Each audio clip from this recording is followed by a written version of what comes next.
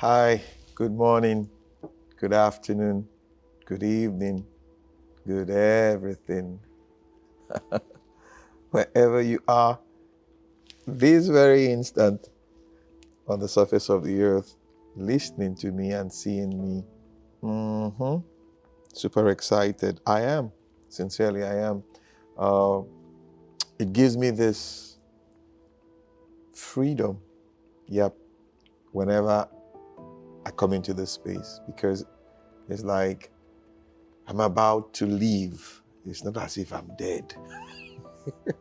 But I'm about to give something. I'm about to share. I'm about to reach out to you. Yes, you sitting out there. How you doing? Super excited, I must tell you. What are we going to be doing today? Recently, I wrote a piece once, and the topic of what I talked about was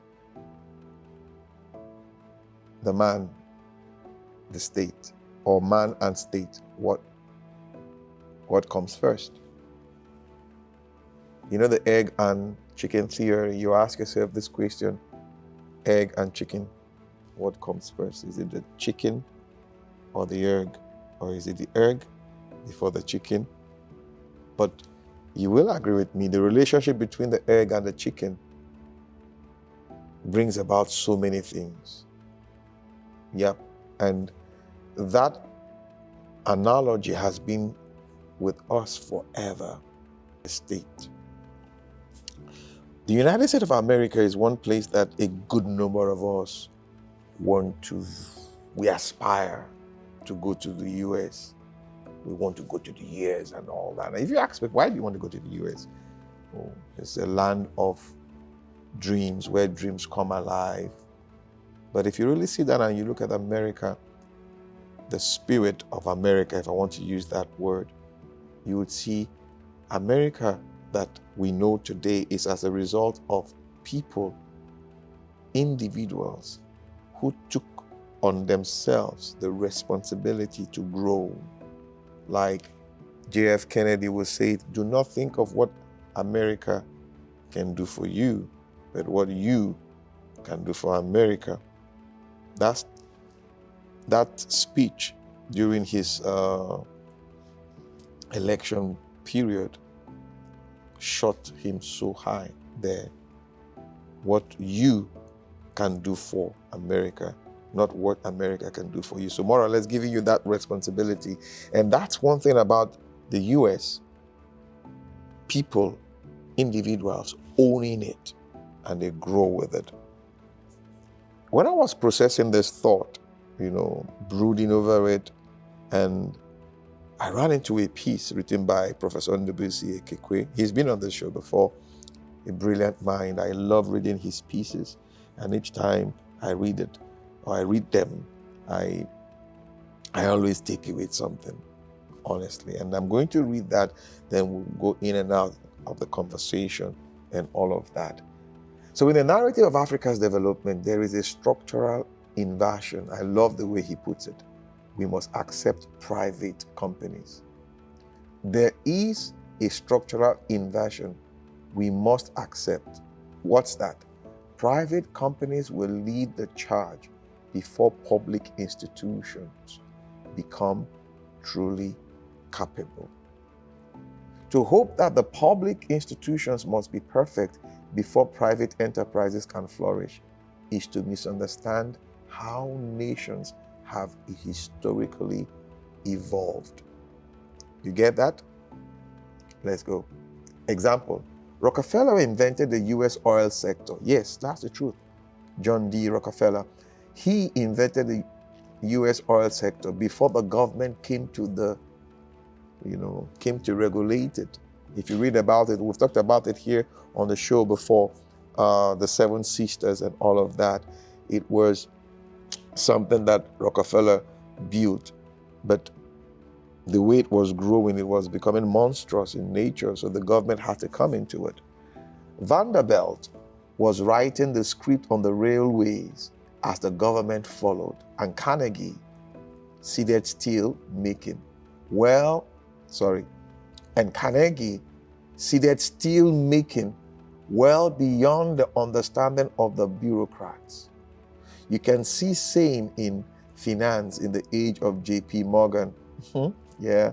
In Nigeria, movie entrepreneurs created living in bondage before the government put out any regulation for Hollywood.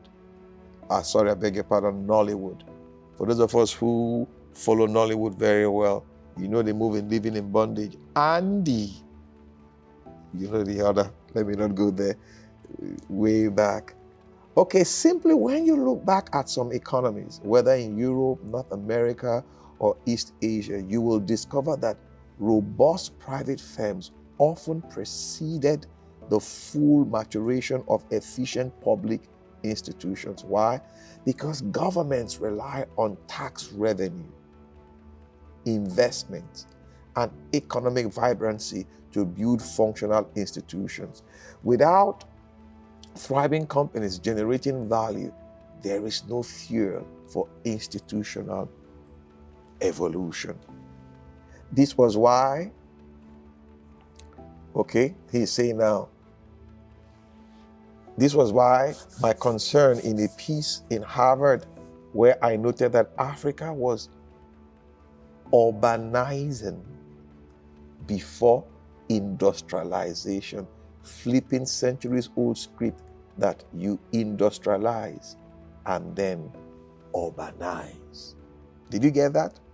As Lagos, Port Harcourt, and Onitsha urbanize, the industries are even fading, triggering massive loss of social welfare. So we cannot demand flawless everything before we build. And the logic is simple.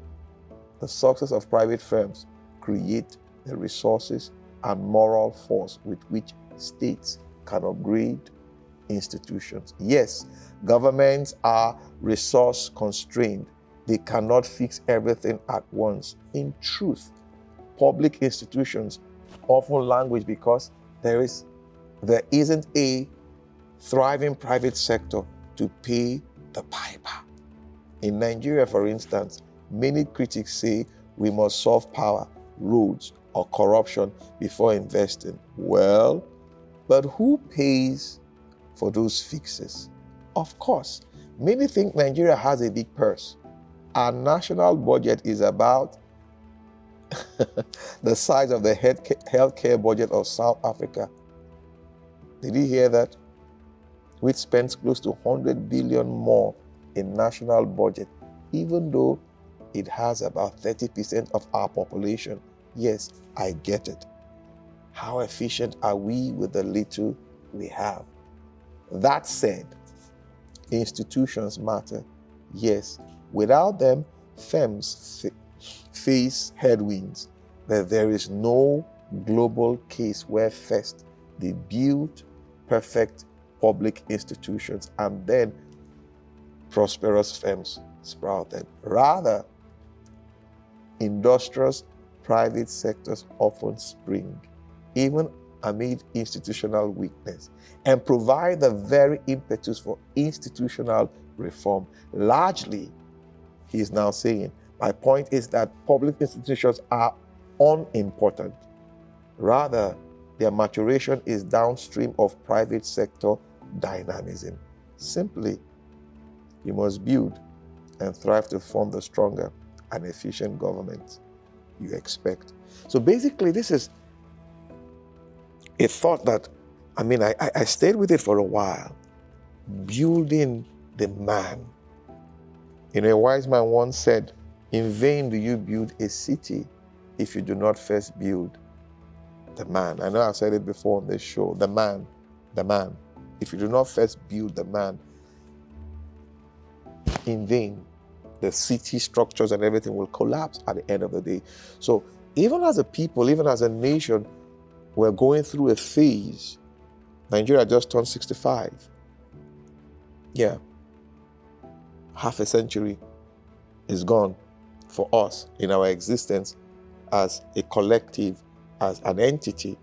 So the question you ask yourself now is, how do we uphold this development?